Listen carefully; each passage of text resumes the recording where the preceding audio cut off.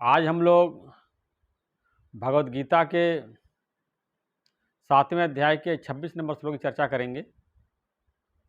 इसमें देखते हैं कि भगवान क्या बता रहे हैं। श्लोक इस प्रकार है। हे अर्जुन, पूर्व में व्यतीत हुए और वर्तमान में स्थित तथा आगे होने वाले सब भूतों को मैं जानता हूँ, परंतु मुझको कोई भी श्रद्धा भक्त रहित पुरुष नहीं जानता। यहाँ भगवान अर्जुन को बता रहे हैं कि मैं सबको जानता हूँ, सब कुछ जानता हूँ। पहले जितने लोग पैदा हो चुके, वर्तमान में जितने लोग हैं और आगे जितने लोग पैदा होंगे, सबके बारे में जानता हूँ। अब देखिए, इसीलिए भगवान कृष्ण को सर्वज्ञ बोलते हैं। अब देखिए, महाभारत काल के पहले रामायण की घटना घटी थी, तो भगवान कृष्ण को रामायण काल की सारी बातें उनको याद थी और उनको ये भी पता था कि लड़ाई होगा और सब मारे जाएंगे और जो पांडव हैं एक गद्दी पे बैठेंगे। लेकिन अर्जुन जो लड़ाई के लिए तैयार नहीं हो रहा था, उसको भगवान समझा रहे हैं यहाँ पर जो है। तो भगवान को सब पता है। अब देखिए, हमारे लिए भूतकाल है, वर्तमान है, भविष्य है, लेकिन अगर देखिए तो भगवान के लिए सब वर्तमान है। भगवान के लिए कोई पास्ट नहीं, कोई फ्यूचर नहीं, भगवान के लिए सब वर्तमान है। ऐसे हमको ज्ञान प्राप्त हो जाता है और अपने आत्मा को जान लेते हैं, तो मेरे अंदर से भी पास्ट फ्यूचर खत्म हो जाता है, केवल वर्तमान में रहते हैं। आत्मा में रहना मतलब वर्तमान में रहना। ज्ञानी हमेशा अपने स्वरूप में रहता है, वर्तमान में रहता है। लेकिन भगवान बता रहे हैं कि मुझको कोई भी श्रद्धा भक्ति रहित पुरुष नहीं जानता। तो जिसके अंदर श्रद्धा नहीं है, भक्ति नहीं है, वो ईश्वर को नहीं जान सकता है। ईश्वर को जानने के लिए हमारे अंदर श्रद्धा होनी बहुत ज़रूरी है, हमारे अंदर भक्ति होनी बहुत ज़रूरी है। इसीलिए ज्ञान में आया है, श्रद्धावान लभते ज्ञानम अश्रद्धालु नाशयाणि। जिनके अंदर श्रद्धा होती है, भक्ति होती है, वही ज्ञान प्राप्त करते हैं। और जिनका श्रद्धा नहीं होती है, उनका नाश हो जाता है। नाश मतलब कि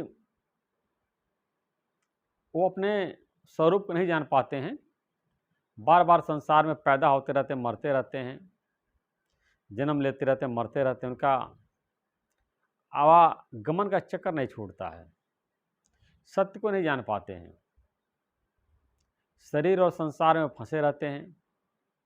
अपने को शरीर सत्य समझते हैं, आत्मा तो जानते ही नहीं हैं, और संसार को सत्य समझ करके संसार के भोगों के लिए लालच रहते हैं। संसार के नष्ट होने वाले नश्वर भौतिक पदार्थों को संग्रह करने में लगे रहते हैं। मैंने इतना इकट्ठा कर लिया है, आगे और इतना इकट्ठा कर लूँगा, इस तरह की बात तो सोचते रहते हैं। अब इतनी ज़मीन हो गई है, इतना म्यूचुअल फंड हो गया, इतना शेयर हो गया है, इतना बैंक में एफडी है, इतनी फैक्ट्री, इतनी कारखाना है, इतना जायदाद है, आगे और इतना बढ़ जाएगा। इन्हीं सब बातों में लगे रहते हैं और सत्य परमेश्वर को नहीं जानते हैं। अब देखने वाली बात है कि वैज्ञानिक भी भगवान को नहीं जानते हैं। साइंस में जो है भगवान को मान्यता नहीं दी गई है, और वो आत्मा को भी नहीं जानते, परमात्मा को भी नहीं जानते हैं, और भूतों को भी नहीं जानते हैं। अगर किसी वैज्ञानिक को भगवान को जानना है, तो उसको भगवान के प्रति श्रद्धा और भक्ति रखनी पड़ेगी, सत्संग जाना पड़ेगा, गुरु की सेवा करनी पड़ेगी, और अध्यात्म के द्वारा ही वो परमात्मा को जान सकते हैं। परमात्मा को जानने का केवल स्पिरिचुअलिटी ही एक माध्यम है, और किसी दूसरे माध्यम से हम नहीं जान सकते हैं। चाहे हिंदू धर्म में हो, चाहे मुस्लिम धर्म में हो, चाहे आप क्रिश्चियन में ले लीजिए, चाहे बौद्ध धर्म ले लीजिए, दुनिया के किसी भी धर्म में परमात्मा को जानने का एक ही साधन है, श्रद्धा और भक्ति। ईश्वर के प्रति श्रद्धा रखेंगे, भक्ति रखेंगे। केवल ईश्वर के प्रति श्रद्धा नहीं रखनी है, शास्त्रों में भी रखनी है, धर्म ग्रंथों में ही रखनी है कि धर्म ग्रंथों की रचना जो है परमात्मा ने ऋषि के माध्यम से की है। खुद ऋषि के अंतःकरण में भगवान बैठ कर के प्रेरणा देते हैं, ज्ञान समझाते हैं, ज्ञान लिखवाते हैं। सारे वेद शास्त्रों की रचना भगवान ने की है। जितने भी संत हुए हैं, अवतार हुए हैं, सबके हृदय में बैठ करके भगवान ही जो है अपने भक्तों को ज्ञान समझाते हैं, उपदेश देते हैं।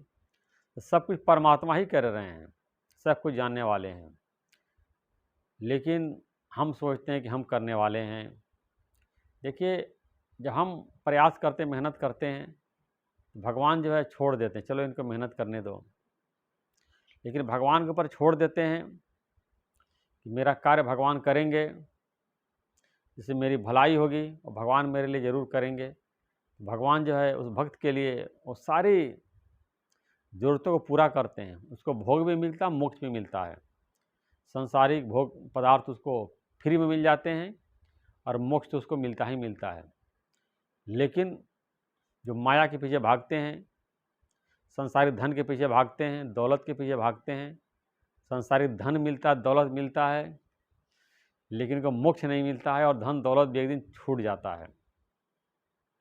सांसारिक लोग जो है भोगों को भोग नहीं पाते हैं, सारे भोग उनसे छूट जाते हैं। लेकिन ज्ञानी जो है संसार के सुखों को, संसार के भोगों को मिथ्या समझता है, मिथ्या समझते उसका त्याग हो जाता है।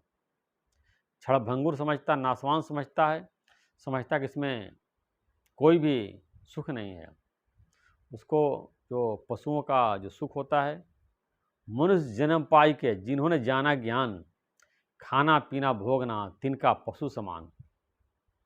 इस मनुष्य शरीर को पा करके जिन्होंने ज्ञान को नहीं जाना है, सत्य को नहीं जाना, परमात्मा को नहीं जाना है, उनका खाना पीना और भोगना, सांसारिक सुखों का भोग करना पशुओं के समान है। पशु भी खाना खाते हैं और सेक्स करते हैं, बाल बच्चे पैदा करते हैं, पालते हैं। मनुष्य भी ऐसा काम करता है और सत्य को न जानने की वजह से तनाव में रहता है, डिप्रेशन में रहता है, चिंता में रहता है। अब क्या होगा, कल क्या होगा। चिंता से चेहरा घटे, घटे बुद्धि और ज्ञान, नानक चिंता मत करो, चिंता चिता समान। चिंता में एक बिंदी हटा दे, चिता हो जाएगा। तो हम चिंता करते रहते हैं और ये चिंता हमको जो है सारे बीमारियों का जड़ है, अंदर से कमज़ोर कर देती, खोखला कर देती है और चिता के निकट हम पहुंचते चले जाते हैं। जैसे पेड़ में दीमक लगता है तो अंदर से पेड़ खोखला हो जाता है और सूख जाता है। वैसे चिंता भी हमको अंदर से खोखली कर देती है, अंदर से कमज़ोर कर देती है, हमारा ये शरीर जो है सूख जाता है। ब्रह्म ज्ञानी के चेहरे पे हमेशा तेज रहता है, हमेशा प्रसन्नता रहती है, क्योंकि उसके अंदर चिंता नहीं, चिंता उसकी ख़त्म हो गई, नष्ट हो गई है। लेकिन सांसारिक लोग जो है संसार की चिंता करते रहते हैं, बेवजह चिंता करते हैं। चिंता करने की उनकी आदत बन गई है, बाय डिफ़ॉल्ट हो गए हैं। बिना चिंता किए वो रह ही नहीं सकते हैं, हमेशा सोचते रहते हैं, विचारते रहते हैं और सोचने से कुछ होता भी नहीं है। भगवान ने बुद्धि आपको दिया है, मन दिया है, इंद्रियां दी है, अहंकार मनुष्य बेवजह करता है। आप हर काम सोच विचार के करिए। महाभारत में आया है, इसको करने से क्या होगा, नहीं करने से क्या होगा, ऐसा विचार करने के बाद कर्म करने का निर्णय लेना चाहिए। तो बुद्धि आपको मिली विचार करने के लिए मिली है। विचार करिए, एक निष्कर्ष पे पहुंचिए, आप निर्णय लीजिए, विवेक का इस्तेमाल करिए। चिंता करने के लिए नहीं बनी हुई है। और खूब ज़्यादा चिंता करके जो अपने बुद्धि को थका लेते हैं और फिर जो है निर्णय करने के लायक वो उनकी बुद्धि नहीं बचती है। तो फिर देखिए, हम सुबह उठते हैं कितना अच्छा सोचते विचारते हैं, लेकिन शाम को ही हमारा दिमाग थका रहता है। लेकिन ज्ञानी का दिमाग हमेशा एक जैसे ही रहता है, जैसे सुबह वैसे दोपहर वैसे शाम को, क्योंकि चिंता वो करता ही नहीं है। संसारिक लोग रात में सोते हैं, तब जा कर के उनके मन की चिंताएं थोड़ा कम होती है, सुबह उनका दिमाग थोड़ा हल्का होता है। और फिर उसके बाद सुबह से अखबार में लग जाएंगे, तरह तरह की घटनाएं पढ़ेंगे, कहाँ चोरी हुआ, कहाँ हत्या हुआ, कहाँ बलात्कार हुआ, कहाँ क्या क्या क्या घटनाएं घटी है, सब दिमाग में भर लेते हैं और अनाप शनाप की बातें सोचते रहते हैं। यानी संसार की घटनाओं में पड़ता ही नहीं है, क्योंकि नथिंग न्यू अंडर द सन। सूरज के नीचे कोई नई बात नहीं है। जब से सृष्टि बनी है, चोरी भी तब से होती आ रही है। चोर तो हमेशा से सृष्टि में रहे हैं, हमेशा से जो है लोगों की हत्या भी हुई है, और हमेशा से जो है ये दुराचारी घटनाएं होती रहती है। संसार में सब चलता रहता है। पुलिस का काम है देखना, पुलिस देख रही है, प्रशासन देख रही है। ज्ञानी जो है केवल अपने ज्ञान की चर्चा में, और सुबह उठता है तो गीता पढ़ेगा, उपनिषद पढ़ेगा, चिंतन करेगा, मनन करेगा, ध्यान करेगा, भगवान को याद करेगा। ये फालतू अखबार जो है वो शाम को पढ़ता है, जब जो है कोई काम नहीं रहता है, दिमाग में बिल्कुल जब बुद्धि थक जाती है, तब शाम को अखबार पढ़ता है। फ्रेश दिमाग जो है ज्ञान को पढ़ने में, विद्या का अध्ययन करने में और चिंतन मनन में लगाना चाहिए। इस तरह से भगवान देखिए सब कुछ जानते हैं। ईश्वर को कोई चीज़ बताने की ज़रूरत नहीं है। मंदिर में जाते हैं और सब बताते हो भगवान को। भगवान जो है आपके मन के साक्षी हैं। मन में जितने विचार चलते सब भगवान उसको जानने वाले हैं।